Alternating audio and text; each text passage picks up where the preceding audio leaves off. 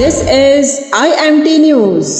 देखती आंखों सुनते कानों आपको रशंदा जाहिद का सलाम। आप देख रहे हैं IMT news from London. Mukhtar Paniwala एक मेहनती, हमदर्द और खिदमत खल्क के जज्बे से सरशार शख्सियत हैं। अपनी जिंदगी के तजर्बात और जद्दोजहद के जरिए उन्होंने ये साबित किया कि अगर नीयत नेक हो तो हर मुश्किल आसान हो जाती है। वो बरसों से माजूर अफराद की खिदमत में मसरूफ अमल हैं और इनके मसाइल को समझकर इनके हुकूक के लिए जद्दोजहद कर रहे हैं। उन्होंने मुख्तलिफ फलाही इदारों और समाजी तंजीमों के साथ मिलकर दर्जनों ऐसे मंसूबे मुकम्मल किए जो माजूर अफराद की जिंदगी में आसानी लाएं। इनकी रहनुमाई में दर्जनों लोगों को व्हील चेयर, आले समात, छड़ी, माली मदद और मुख्तलिफ तरबियती मौके फराहम किए गए हैं। मुख्तार पानीवाला की जिंदगी एक मिसाल है कि किसी भी कम्युनिटी की खिदमत दिल से की जाए तो तब्दीली जरूर आती है। उन्हें न सिर्फ यूनिवर्सल मेमन ऑर्गेनाइजेशन बल्कि पूरी मेमन कम्युनिटी फख्र से देखती है। मुख्तार पानीवाला की मुतासिर कुन सवाने उम्री कई अकसाद पर मुश्तमिल है। देखते रहिए और हमारे साथ जुड़े रहिए। आइए देखते हैं part 3। Hi, everyone, and welcome to today's podcast. I'm Mukhtar Paniwala, president of the Disabled Wing at Universal Memon Organization. I'm really glad you're tuning in because we're exploring a topic that isn't talked about enough: the unique challenges faced by blind women at home, in society, and especially around safety and independence. Let's start by thinking about daily life. For a blind woman, just being at home alone can present so many risks that sighted people might not even consider. Cooking meals, for example, it's something we do every day, but think about how much we rely on sight. For a woman who's totally blind, lighting the stove, pouring hot water, cutting vegetables, or just avoiding burns require not only skill, but unwavering concentration. Many develop their own systems, labeling spices in Braille, arranging utensils in a specific way, using talking thermometers, and setting up tactile markers for the stove. But mistakes do happen. A slip of the hand, and she could cut or burn herself. For women with low vision, maybe they can use a little sight to help, but for those with no vision at all, every task involves an extra layer of risk. Now, let's talk about what it's like when a blind woman is alone at home. Safety means more than just managing the kitchen. What if there's a visitor at the door or a stranger comes by? For blind women, especially those living alone, there is a real security concern. They might not be able to see who is outside or notice if something looks wrong. Lots of us take comfort in being able to check the peephole or look out a window before opening the door. Blind women don't have that option. Trusting your environment and having to rely on your senses or on other people for information about your own safety is a constant stress. Social life brings its own challenges. Meeting new people, going out with friends, or even just taking part in a religious event or a neighborhood gathering can be daunting. There are all sorts of social cues that sighted people take for granted, like a friend waving you over or someone quietly signaling to join in a conversation. Blind women might miss those cues and feel left out, sometimes not even realizing when a group changes topics or physically shifts in a room. Conversations can be tricky too. Sometimes people talk over their heads or they don't know how to address someone who's blind, so they talk to the person next to her instead. That sense of invisibility is a very real emotional challenge, leading to isolation or frustration. And then, there's the issue of traveling or moving around outdoors. Whether it's going to the market, commuting to work, or even just taking a walk, a blind woman faces risks that most people simply overlook. Crowded trains, busy streets, unfamiliar junctions, these can be overwhelming for anyone, but for a blind woman, the risk is doubled, both because of physical dangers and because people may try to take advantage of her.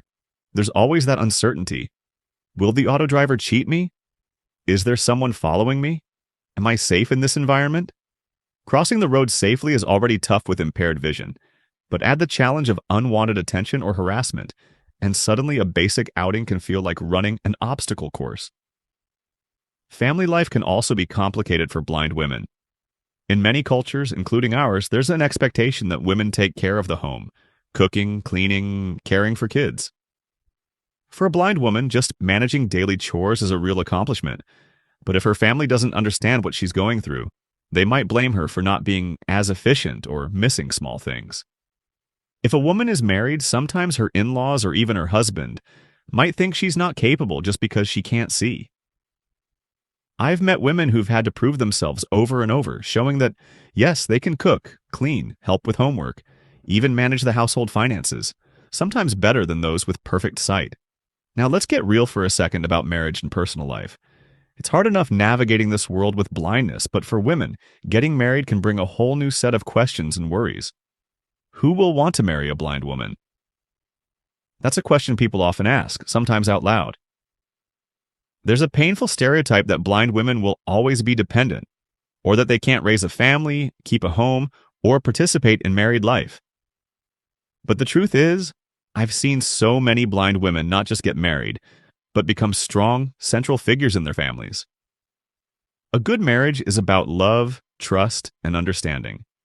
If a partner is supportive and treats his wife as an equal, she can thrive.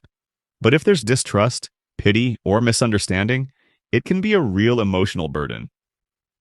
For all women, but especially for those who are totally blind, personal safety is an even bigger concern. Whether it's harassment on the street, feeling vulnerable in a crowd, or just being unsure if someone's watching them in public places.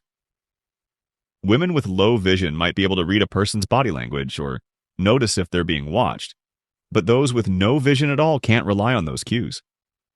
That means they often have to trust their instincts, listen for tone in someone's voice, or count on close friends and relatives to let them know if something's not right. Sometimes that's not enough.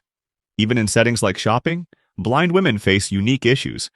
Navigating crowded stores, checking clothing sizes and colors, paying at the counter, managing money, these all become more complicated. Not everyone is patient or willing to help either, and sometimes store workers wrongly suspect a blind person of stealing, just because she has to touch a lot of items to find what she wants. Imagine how humiliating that can feel. Daily independence is the goal, but practical challenges never really disappear.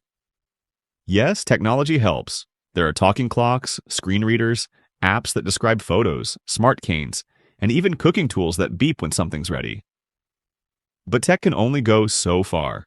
Security remains the biggest concern for totally blind women, especially when they're alone or in situations where they are at risk from strangers or even people they know. Every blind woman is different. Some have strong families who support and empower them. Others have to build support outside the home. What strikes me is their resilience. There is an inner strength in the way blind women adapt, learn new skills, and keep moving forward despite so many barriers. Their challenges are real and often very personal. But with more awareness, better support networks, and a little more understanding from everyone around them, life for blind women can be more secure, more fulfilling, and less challenging. Thank you for listening. Today we explored the unique safety concerns, practical obstacles, and daily victories of blind women, at home, in society, and in married life. Their courage and adaptability truly deserve our attention and respect. Rakshinda Zahid, IMT News, London.